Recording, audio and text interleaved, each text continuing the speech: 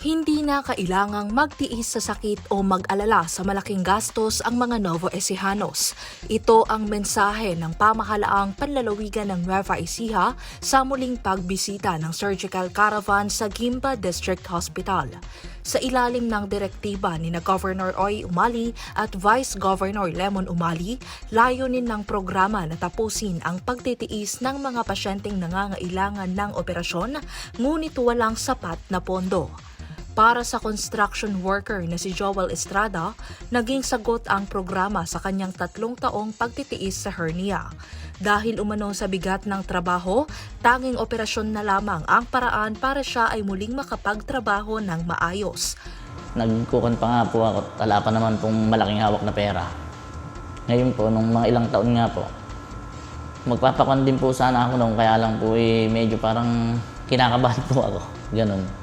Ngayon napag-isip ko na po, may libre nga pong ganito na bigay ni Kon po. Kaya ito po, nagpunta po kami ngayon dito.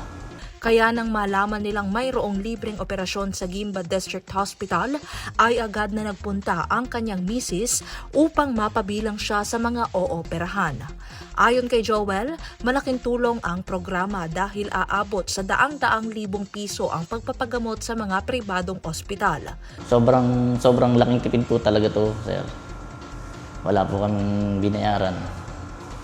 Kasi po kung sa hospital na malaki po to, baka yung mga 50 o kulang 100,000. Bukod sa hernia, matagumpay ding natanggal ang iniindang bukol sa dibdib ng pamangkin ni Catherine Tamayo.